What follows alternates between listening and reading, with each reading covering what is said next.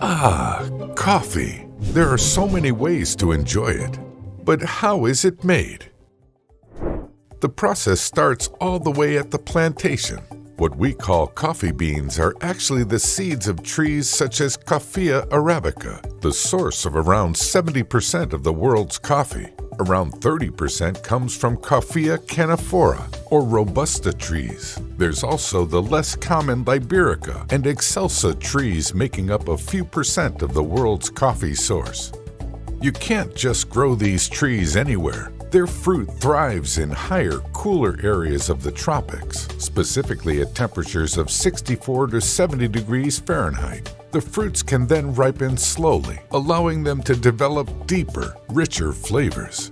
Continuous exposure to temperatures of around 86 degrees Fahrenheit can lead to faster ripening, which damages the coffee plants, stunting growth, yellowing leaves, and even leading to diseases like rust. Warmer temperatures also mean more pests. The next step is harvesting the beans. It takes about 3 to 5 years after planting for the trees to start bearing fruit. The fruit, called the coffee cherry, is ripe and ready to be harvested when it turns a bright, deep red. Workers then begin the harvest. This is done by hand in most countries, but Brazil's mostly flat terrain allows them to mechanize the process. Once the fruits are harvested, processing begins.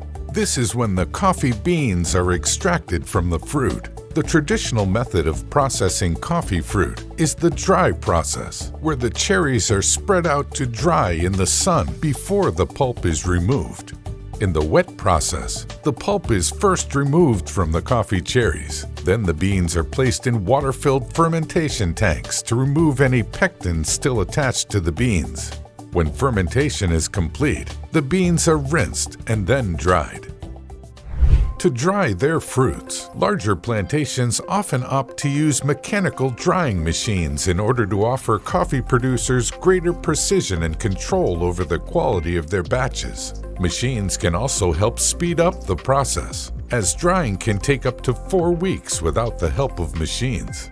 The final step of processing coffee is milling, separating the dried-out husks of the fruit, or the parchment layer, from the bean. This step is mostly done with the help of machines called hullers. They use a combination of air and friction to quickly extract the bean from the dried remains of the fruit. After this stage, the beans may be polished to remove any skin that remains after hulling. There is then a final round of grading and sorting by color, size, and quality. The beans are also examined for any flaws or other imperfections. Once this is done, it's time to roast the beans.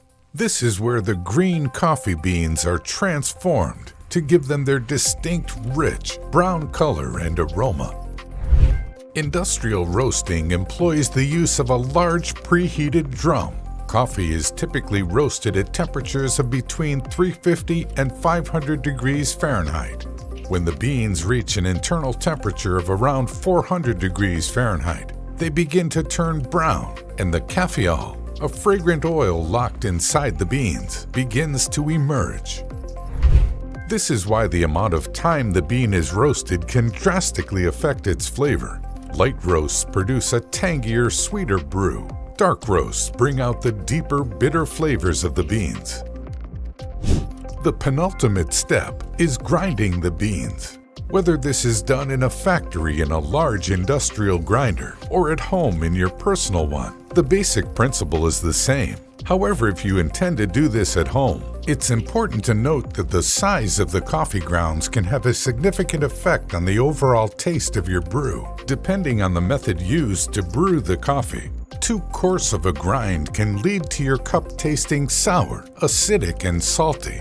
On the other hand, grinding your coffee too fine can lead to a bitter, bland cup. And now for the last step, brewing your coffee. Regardless of how it's done, whether it's with a fancy espresso machine or a simple pour-over, the basic principle is the same. Water is used to extract flavors from the grounds. Many factors can affect the taste of your cup of coffee at this stage, such as the mineral content of the water used, the bean-to-water ratio, the amount of time the coffee is left to brew, and the temperature of the water. Variations in any one of these can lead to wide differences in the final product, regardless of the quality of the actual bean. It's easy to take this everyday drink and all of the hard work that goes into producing it for granted. So the next time you have a cup of coffee, maybe take a moment to savor the journey it took from bean to cup.